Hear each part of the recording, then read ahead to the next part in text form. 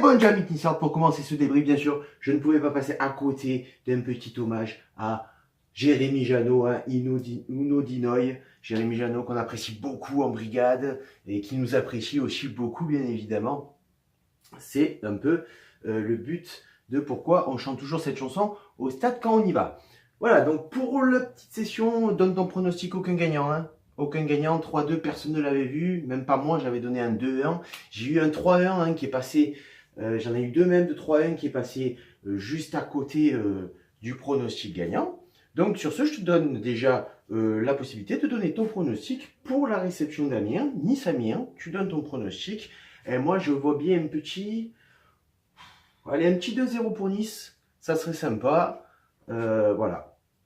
Donc pour commencer ce match, déjà la compo un petit peu, on va dire, inédite, dans le sens où tu as Miziane et Srarfi qui sont titulaires avec Saint-Maximin, donc une attaque un peu inédite, on va dire, qui a déjà été faite, hein, bien sûr, mais assez inédite puisqu'elle n'est pas souvent faite. On a la titularisation de Boskali en défense centrale, hein, en l'absence de Dante qui est suspendu et Derel qui est blessé, avec Sarr et Jallet sur le côté droit.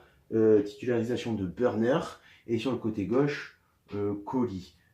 En milieu de terrain on a Walter qui est titularisé, donc un milieu de terrain assez inédit aussi, avec l'absence toujours de Pierre Lesmenou qui n'est pas prêt pour jouer encore ce match, et du coup on débute le match et sur les 15 premières minutes on a un peu trop rien à se mettre sous la dent, hein. Vraiment le match est assez mou quand même, on fait tourner le ballon, on se contente juste d'avoir la possession de balle, hein, parce que il n'y a aucune vraiment il n'y a aucune folie dans l'offensivité du côté niçois. Les Auxerrois sont aussi assez mous dans le match, ils sont assez compacts, hein. Ils jouent en 4-5-1, ce qui fait que ça empêche les Niçois d'évoluer vers le haut. Donc en fait on n'a aucune action qui est portée vers le but auxerrois.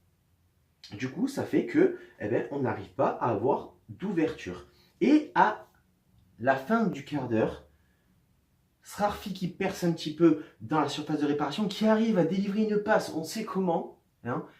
En retrait, Maolida qui tire et qui marque. Enfin, les 10 millions sont rentabilisés. Enfin, je dis commence à être rentabilisé, quoi. Putain, un premier but de Maolida, ça fait plaisir.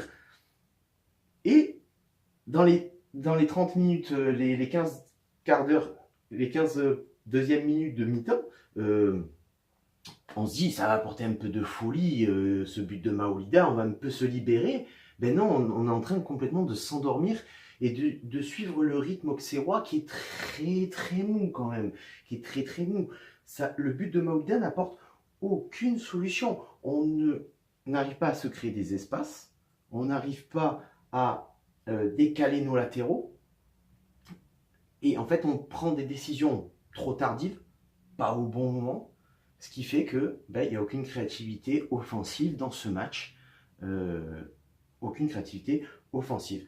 Il n'y a pas de solution, et quand il n'y a pas de solution, qu'est-ce que tu fais? Tu frappes de loin, 40e minute, Rémi Walter qui double la mise, magnifique but de Rémi Walter, vraiment, et ce qui nous permet, avant la fin de la première mi-temps, de mener 2-0. Alors oui, on domine excessivement, on a la possession de balle, je crois à la fin de la première mi-temps, 73% de possession de balle, ce qui est énorme, mais en même temps, on a une équipe d'Auxerre qui est complètement inoffensive, ce qui fait que ça nous permet de jouer, on va dire, un football assez moyen et de dominer 2-0 à la fin de la première mi-temps. Deuxième mi-temps, on reprend, on se dit, bon, allez, on va envoyer les bûchettes un petit peu, on va sortir le jambon du torchon, tu vois.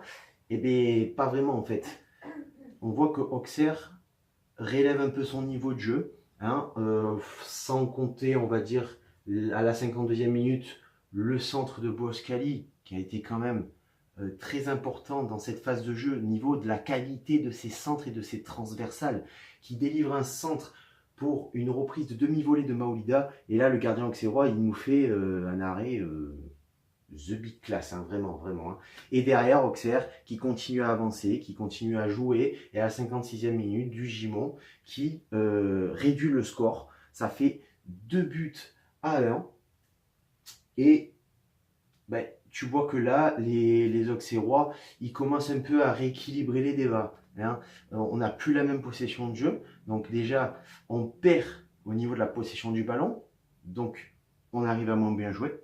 Les Auxerrois sont en confiance et puis ils ont envie de jouer, hein, puisque c'est le 16e de finale de la Coupe de la Ligue. Donc, ils ont envie de prouver qu'ils ont leur place à jouer, qu'ils ont envie d'aller plus loin que ça, surtout qu'en deuxième division, ils sont quand même 18e du classement. Donc ça leur permettrait de mettre un peu de beurre dans les épinards.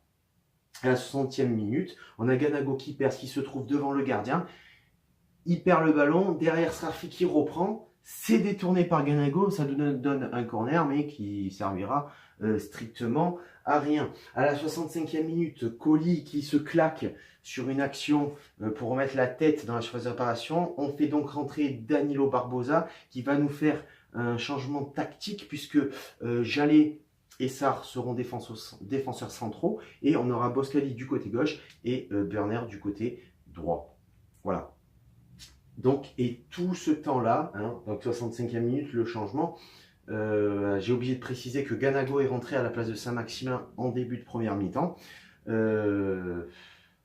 On n'y arrive pas vraiment, on voit que les Auxerrois ont plus d'envie que nous, et comme d'habitude, comme en championnat, on joue une mi-temps sur 2. Ce qui nous sauve, c'est qu'à la 77e minute, on a un penalty sur une faute de Srarfi, mais qui va se blesser et est obligé de sortir pour faire rentrer Jean-Victor Makengo. Hein. Penalty transformé par Rémi Walter. Et là, tu te dis 3-1, c'est bon. Fini campagne, on ferme la baraque, on prend plus de buts et on joue la fin de match tranquillement, comme ça a été en première mi-temps en fait. Hein. Un peu mollassonne, mais on récupère la possession de balle. Eh ben non, parce qu'à la 81e minute, Auxerre égalise hein, sur un centre en retrait.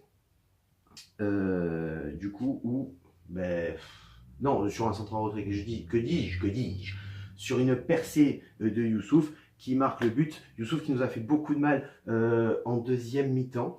Et du coup, on se retrouve un peu en difficulté dans cette fin de match. Hein. On a l'impression que le ballon nous brûle les pieds dès qu'on le touche. On ne construit plus le jeu. On ne fait que renvoyer les ballons de l'autre côté. On cherche plus à jouer en fait, on cherche juste à se débarrasser du ballon, l'envoyer le plus loin possible pour éviter une offensive des Auxerrois et un contre dangereux, une action dangereuse, un centre, un contre qui pourrait nous mettre en difficulté. Sur ce, c'est la qualification. Donc on passe en 8e de finale de la Coupe de la Ligue, c'est le plus important. Sur ce, ciao, il va la Bayette à Issa Nissa.